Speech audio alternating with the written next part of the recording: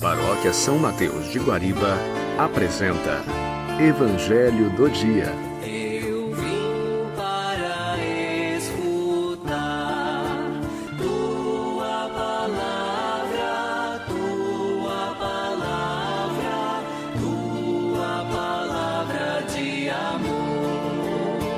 Irmãos e irmãs, que o Deus de toda a esperança que nos cumula de alegria e paz em nossa fé pela ação do Espírito Santo esteja sempre com todos vocês.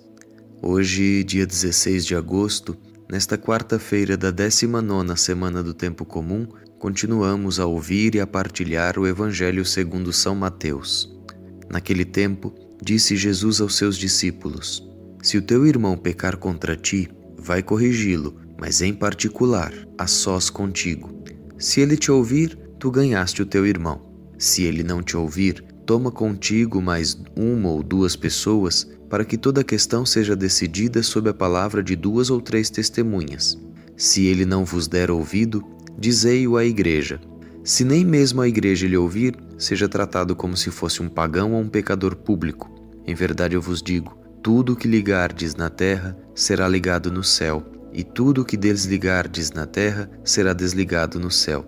De novo eu vos digo, se 2 de vós estiverem de acordo na terra sobre qualquer coisa que quiserem pedir, isto vos será concedido por meu Pai que está nos céus. Pois onde 2 ou 3 estiverem reunidos em meu nome, eu estou ali no meio deles. Estas são palavras de nossa salvação.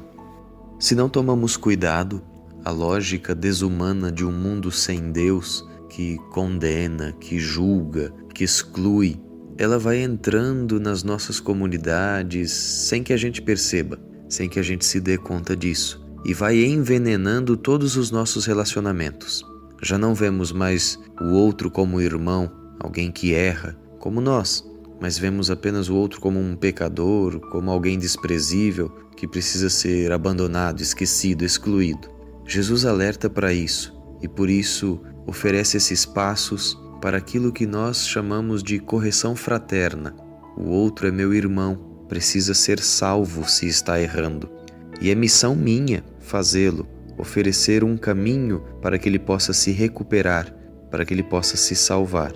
A condenação de alguém só é possível quando essa pessoa persevera obstinadamente no erro, no mal, e não abre mão das suas atitudes erradas. Jesus mesmo diz isso, que ao final da correção, se nem mesmo a igreja lhe quiser ouvir, seja tratado como se fosse um pagão ou um pecador público. Mas para chegar a isso, um caminho precisa ser feito. Se o teu irmão pecar contra ti, vai corrigi-lo a sós. Se ele não te ouvir, chama mais 1 ou 2 pessoas, conversem.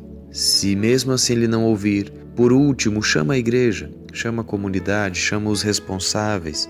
Quer dizer que todos os passos para tentar salvar foram dados. Jesus nos ensina com este texto do Evangelho que não podemos simplesmente ficar julgando os outros, rotulando-os como pecadores.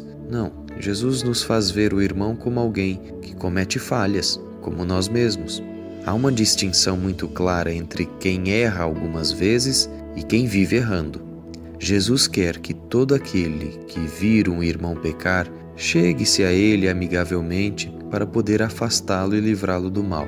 Se conseguir, que beleza, que lucro magnífico ele alcançou. Já que o intuito é salvar a quem peca, se ele resiste, ele precisa ser advertido. Se ele resistir mesmo na presença da comunidade, Jesus então diz, seja desligado. É assim que a gente entende aquilo que a gente às vezes ouve como sendo excomunhão. A igreja nunca excomunga ninguém.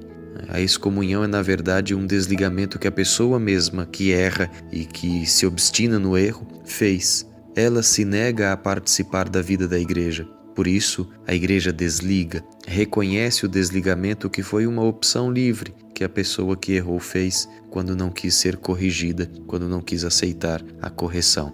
Mas ainda assim, o Senhor termina o Evangelho convidando-nos à oração. Os cristãos devem sempre se reconhecer como pessoas perdoadas que devem perdoar.